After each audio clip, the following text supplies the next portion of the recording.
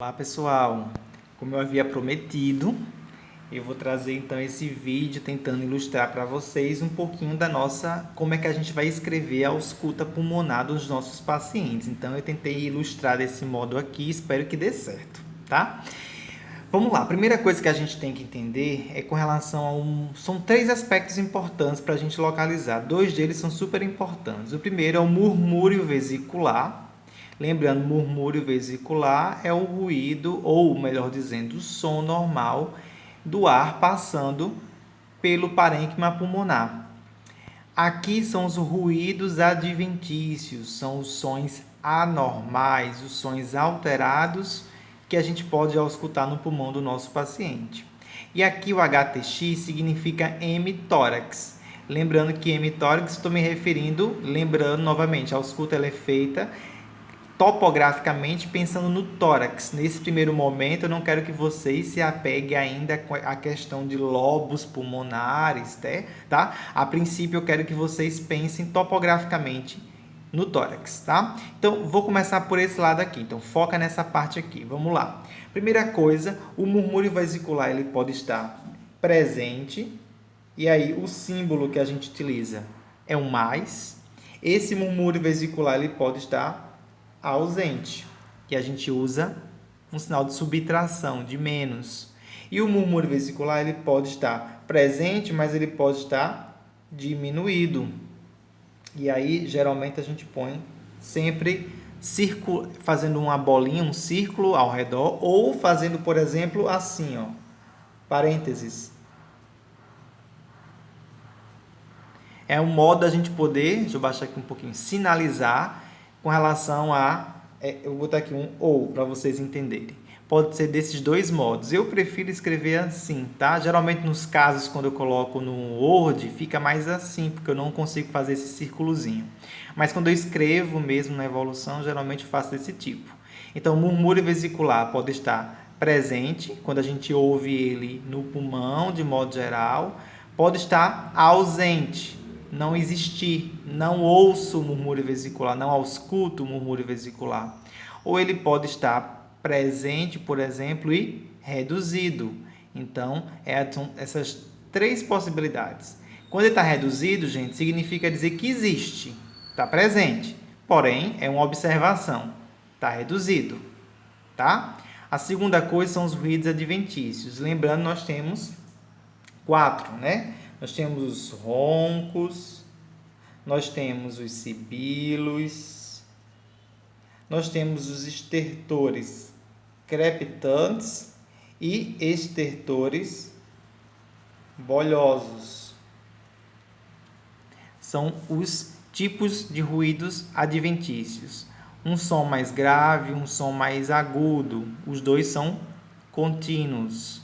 Um som mais menorzinho, mais baixo, são os crépitos. Um som de estourar de bolhas são os estertores bolhosos. São ruídos descontínuos, tá? Então, a gente vai ter que entender um pouquinho desses sons aqui classificados. Por fim, o hemitórax é simples. Ele pode ser hemitórax.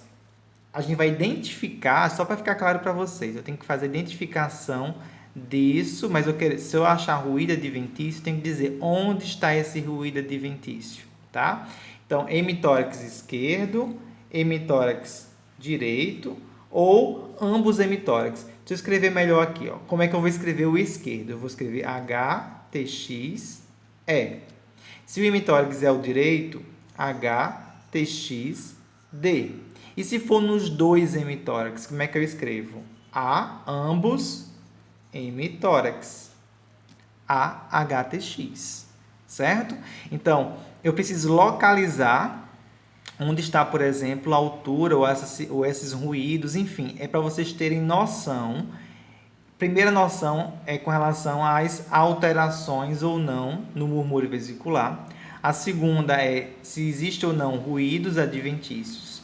A terceira é uma localização topográfica no tórax. E eu ainda posso ir para cá, ó, o meu pulmãozinho que eu desenhei. Pensando em níveis pulmonares, de novo, não tem a ver com anatomia, é mais topográfico, tá bom? A de apical, terço médio. Então, eu vou escrever aqui embaixo, gente, ó, os níveis. Nós temos a apical, nós temos o terço médio e nós temos a base. Eu desenhei aqui, ó, A, terço e B. Ápice, terço médio e base. Então, é mais ou menos para a gente ter uma ideia, pensando no tórax, que a gente vai dividir ele em 3 partes. Então, ó, hemitórax direito e hemitórax esquerdo. A parte superior, o ápice, a parte intermediária na altura da linha mamilar do tórax seria o terço médio, e a parte inferior, na altura das costelas mais alargadas, seria a base dos nossos pulmões. Então, só para vocês terem uma ideia topográfica, hemitórax e esses níveis que nós temos aqui, 3 níveis que a gente pode distinguir, independentemente se eu estou avaliando anterior, lateral ou posterior. Ok? Vamos lá. Eu comecei a marcar aqui algumas coisas, como é que a gente vai escrever. Então, esse primeiro exemplo aqui, a marcação da alteração está no nível apical, está aqui em vermelho, ó. Então, vamos lá. Vamos supor aqui que eu tenho murmúrio vesicular. Tá como? Presente, certo?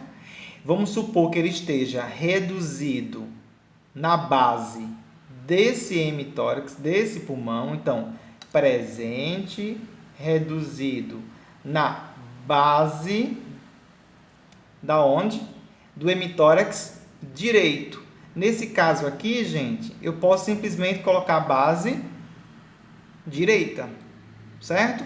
Qual é o ruído que eu tenho aqui? Vou dizer que ele tem murmúrio vesicular presente, reduzido na base do hemitórax direito. Então, a base direita. Você pode colocar com sibilos no ápice direito. Certo? Então, ó, tem murmúrio vesicular? Tem. Ele está normal no resto do pulmão, exceto na base direita. Significa dizer o quê? Que o ar não está chegando legal aqui, ó. Será que é por conta da secreção que está aqui em cima? Será que tem alguma coisa obstruindo? Enfim, não sei. Mas está aqui embaixo. Aí o exemplo que eu estou dando para vocês entenderem como eu escrevo, tá, gente? Esses desenhos aqui são só para a gente ilustrar e eu poder escrever aqui para vocês. Mas vamos lá. Murmúrio vesicular presente, reduzido na base. Da onde? Do hemitórax direito, base direita. Tem o quê? Sibilos. Esses sibilos estão aonde? No ápice direito. Eu poderia ser mais específico sobre os sibilos. Por exemplo, sibilos expiratórios. Lembra que os sibilos podem ser ins ou ex, mas a predominância é expiratória? Então, eu posso colocar aqui essa observação. Vamos para cá. Nesse segundo exemplo, ó, o hemitórax direito está livre, está normal. Mas no esquerdo eu tenho um problema. Então, eu tenho murmúrio vesicular presente. Esse murmúrio vesicular, provavelmente, ele está reduzido na base. Eu vou colocar por completo agora. De qual hemitórax? Base HTX esquerdo. Qual o ruído que eu tenho aqui? Vou colocar aqui um ruído aleatório, tá? Não é um caso clínico, é só para vocês entenderem. Ele tem crepitus, que pode ser, eu posso escrever crepitus, eu posso escrever estertores, crepitantes.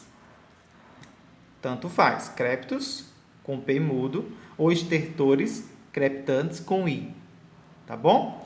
E aí eu vou ter que finalizar aqui e dizer onde é que estão esses crépitos. Ó, que lugar é esse? Pensando nos 3 níveis, isso aqui é base da HTX esquerdo. Essa é a minha informação. E para finalizar, eu tenho aqui um comprometimento bilateral. Vamos supor que eu estou auscultando o murmúrio vesicular, só que ele está reduzido nos 2 hemitórax. Como é que a gente põe nos 2 hemitórax? Lembra aqui, ó. AHTX, reduzido em AHTX, nos 2 hemitórax. Agora eu quero saber, tem algum ruído aqui? Tem, vou colocar com ou você pode colocar com ou não, você pode botar vírgula, por exemplo, tá, gente? Isso aqui é irrelevante. Com roncos, os roncos estão em todos os lugares. Eu posso dizer que os roncos são difusos. Ponto. Acabou. Eu não preciso mais informação. Agora, vamos supor. Por quê? Difuso, nesse caso, está nos dois hemitórax. Agora, vamos supor que eu cubra esse aqui, ó. O problema não é nesse, o problema é no esquerdo. Se for aqui, somente aqui, o ronco, por exemplo, tá, gente? Só os roncos. Se for difuso somente no hemitórax esquerdo, eu vou colocar roncos difusos em HTX certo?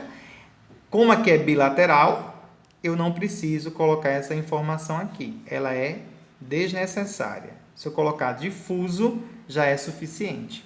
Tá bom? Então, gente, aqui é só para vocês terem uma noção sobre a escrita da nossa ausculta pulmonar. Espero que tenha ficado entendível para vocês. Tá bom? Um abraço, até a próxima.